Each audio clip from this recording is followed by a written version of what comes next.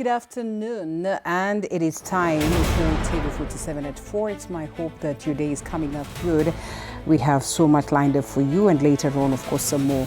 And my name is Alela. Now, East Africa, or a section, of women from Luo Nyanza living in Nairobi under the Nyinam banner has defended Principal Secretary for Internal Security Raymond Omolo against allegations linking him to political violence.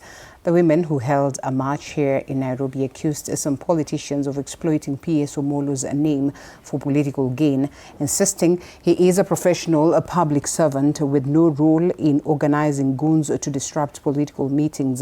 They also declared their support for President William Ruto's re-election bid, citing what they described as visible development projects across the country.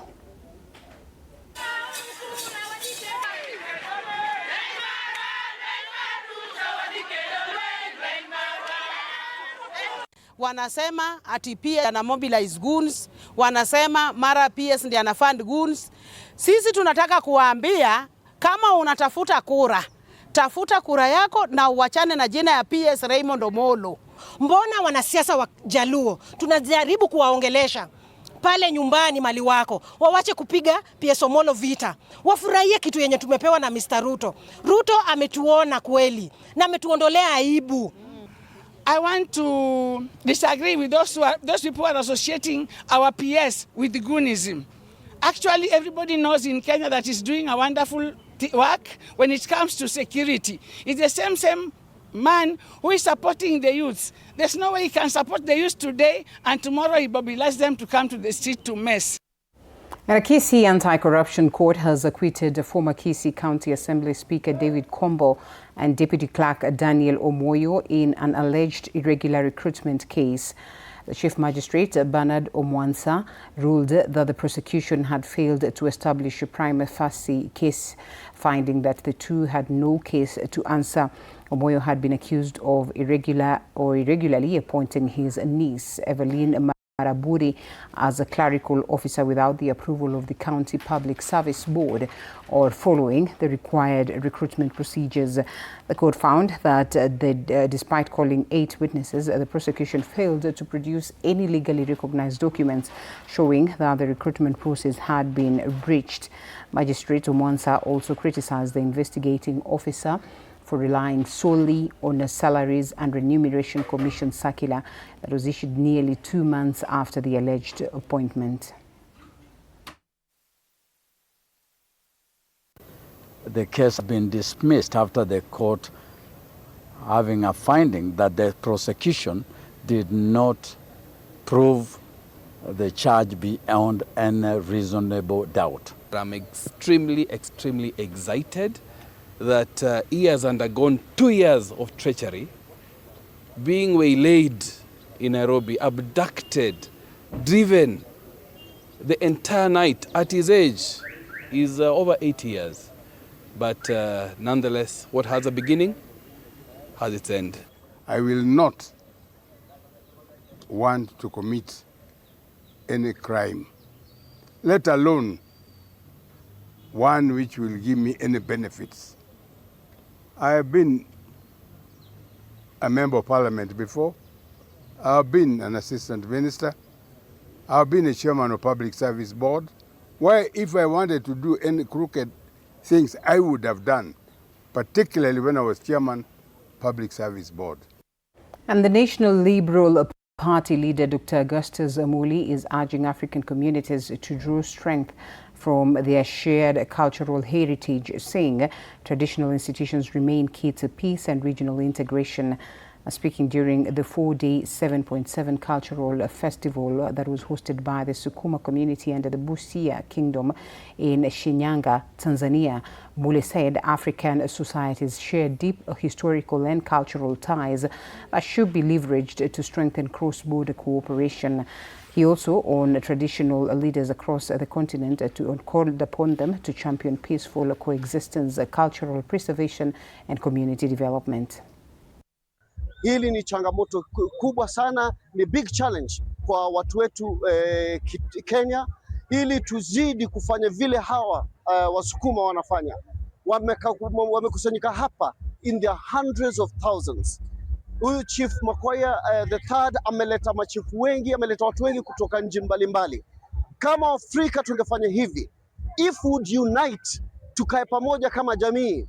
Wasukuma hawako mbali kimila na Wakamba na Wabantu wengine.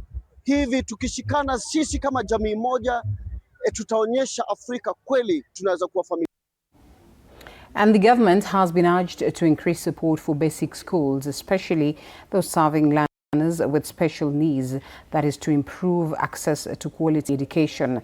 Now speaking during a donation of books and foodstuffs, that is in Meru Special School, NCCK Upper Eastern Chairperson Nicholas Mutwiri called for increased funding and staffing in special schools. He said more resources are needed to ensure learners receive a proper education and care. The school's head teacher, Nkirote Muthe, said the institution faces a shortage of teachers and support staff, with one teacher currently handling up to 15 learners, affecting individual attention.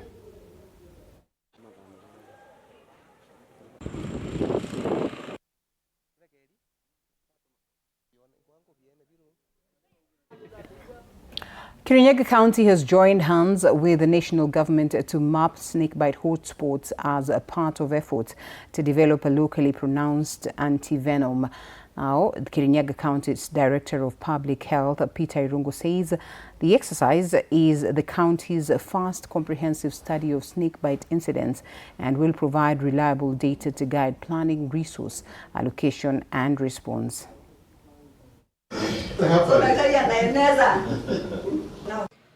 This is a demonstration that we are committed to putting in place sound health systems that ensure that our people access affordable and comprehensive care, ranging from disease prevention, treatment, and rehabilitation.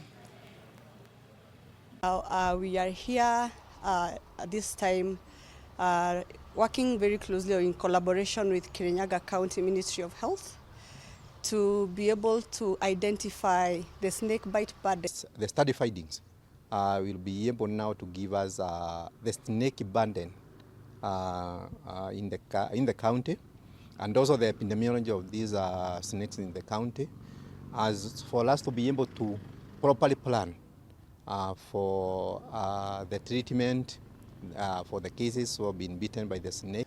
Sana sana hizo nyoka zikikuja zinakujaga kukura, zinatafutanga mayai ya kuku ama vifaranga ya kuku, na wakati kumekauka sana zinakujaga kutafuta maji.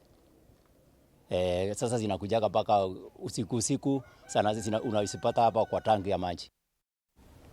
Now, the High Court has issued conservatory orders barring National Assembly Speaker Moses Wetangula and his Senate counterpart Amason Kingi from using the authority and influence of their constitutional offices in partisan political campaigns pending the hearing of a petition challenging their political activities. Now, this is after a petition was filed by lobby group Vocal Africa, arguing the two speakers have repeatedly engaged in Kenya Kwanza political mobilization activities in a manner that undermines the institutional independence of Parliament.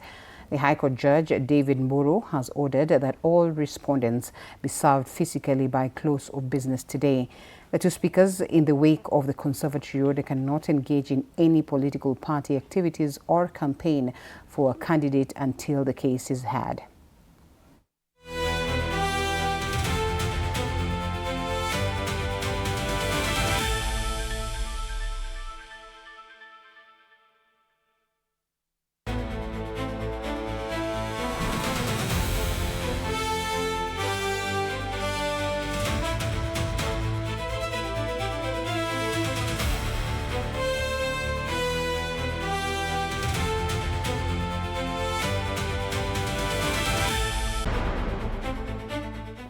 The National Land Commission has launched the Dryland Natural Asset Inventory and Mapping Reports for Samburu, Isiolo and Laikipia counties to support evidence-based land use planning, climate change adaptation and sustainable management of natural resources.